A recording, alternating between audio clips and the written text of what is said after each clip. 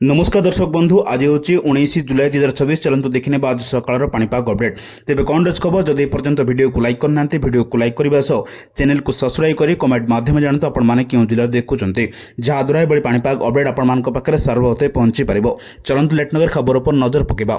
राज्य में आउ 3 दिन वर्षार प्रभाव जारी रर्तमान लघुचाप दुर्बल हो घूर्णिबल परिणत होती घूर्णिबल गांगेय पश्चिमबंगर पश्चिम भाग उत्तर झाड़खंड निकट में सक्रिय रही प्रभाव में आगामी 3 दिन केतेक स्थान में प्रबल वर्षा एवं प्राय 5 दिन पर्यंत हालुकारू मध्यम धरणर वर्षा होबार संभावना रही आसंता 24 घंटा कंधमाल बौद्ध बलांगीर नपड़ा सोनपुर बरगढ़ संबलपुर झारसुगुड़ा केन्दुझर सुंदरगढ़ मयूरभंज जिला को प्रबल वर्षा येलो वार्निंग जारी होती रविवार मध्य राज्यर अनेक अंचल में वर्षा जारी विशेषकर केन्दुझर मयूरभंज सुंदरगढ़ और झारसुगुड़ा में प्रबल वर्षार आशंका रही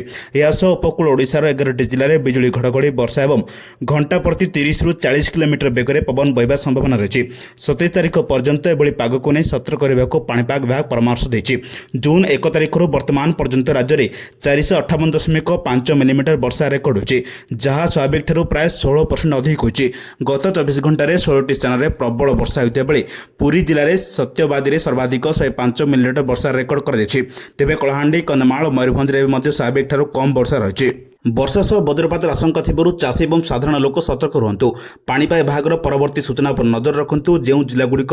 येलो वार्निंग जारी होती सेठारे स्थानीय प्रशासन सूचना को गुरुत्व दिंतु एवं पानी जमी रास्तार यातायात करने बेले सावधान रुहतु पाणीपाग हठात परिवर्तन हो पारे तेणु घर बाहर पूर्व सर्वशेष पाणीपाग अपडेट निश्चय देखु यह गुरुत्वपूर्ण खबर पाइबा आम चैनल जोड़ी रुहतु जदि पर्यंत वीडियो को लाइक करना वीडियो को लाइक करने सह चैनल को सब्सक्राइब करूँ जहाद्वारा यह गुरुत्वपूर्ण पाणीपाग अपडेट आपंखे सर्वप्रथम पहुंची पार ब्यूरो रिपोर्ट सावधान ओडिशा।